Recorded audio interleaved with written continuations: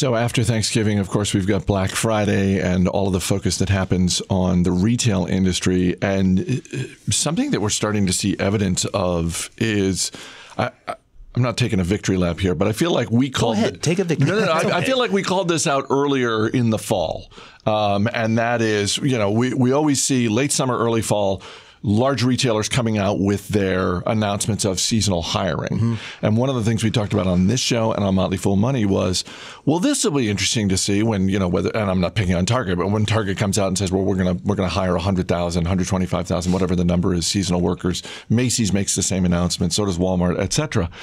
And at the time, we were saying, well, this is going to be interesting because we're now, it's not 2010. We're now in an environment where unemployment is incredibly low and wages are on the rise. Mm-hmm.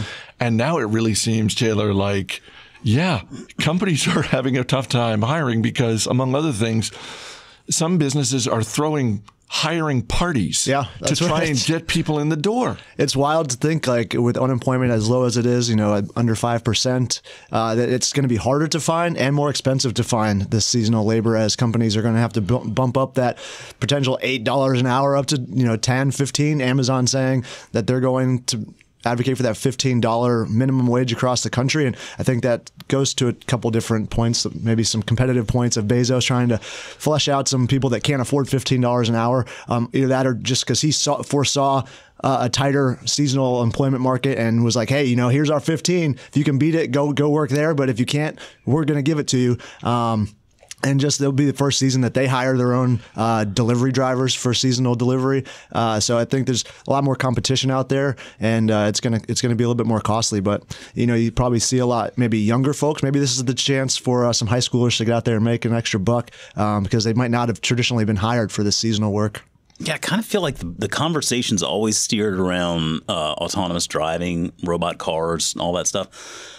And to me, like, this is by far and away at least in the near term, the more significant opportunity. And I don't understand how all of these fast food restaurants at this point are not just fully autonomous. Yeah. I mean, it's not like they're offering these bespoke menus where you just go in and I'll have a Whopper maybe with a Whopper, you tell them what you want on it. But I mean, generally speaking, you're getting like what you want based off this prefix menu. So, I mean, I don't know how many years left we have of these types of restaurants maintaining these big human workforces. To me, it seems like we're going more towards the automated direction anyway with them. So, I mean, to me, it's just kind of astounding that they haven't gotten there quicker. It's food. It's not cars. It's not like you got to worry about burgers crashing into each other. I mean, and just make another burger, right? I mean, I have seen some robots flipping burgers. They're pretty fascinating that stuff to watch. Is there. It does exist. Yeah, it does. And I mean, like incredible. You see the soft drink carousel, for example. I mean, those are fairly automated now. I mean, I have to believe it shouldn't be that big of a leap. It's certainly been a tough year for the restaurant industry in terms of the stocks. We've seen plenty of restaurants be taken private this year. But to your point, Jason, I do feel like the bar is higher for retailers than it is for restaurants because people can you would need to have a really bad experience at a fast food restaurant to not go back there at some point in the future. Yep. Whereas I feel like when it comes to retailers over the holiday season, they almost don't have the option about employing seasonal workers. Because if you go into a Target and you're looking for whatever's on your list, if you're going to, if you find someone who's helpful to you, that's going to stick with you. You're going to go back. Whereas you're otherwise going to hold a grudge. I mean, I know people who have had bad retail experiences at, retailer X. And they say, that's it, I'm done. I'm never going there because I have other options. You kind of expect, at least my perspective, you kind of expect a little bit more curt service at a fast food restaurant. You're just like, hey, here's what you want. Here's what you got. Yeah.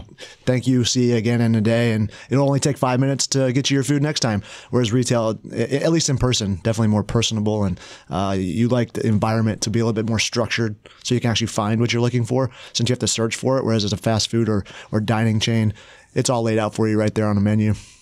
By the way, I know that there's a science behind this, but it just occurred to me the whole thing where, grocery stores will change up which aisles things go in, just because sure. people get into a routine when they go to a grocery store. And so I don't know if it's every 12 months or whatever it is. I just know it happens because I go to the grocery store and I'm like, wait a minute, where you moved Twilight Zone. You moved the spice aisle?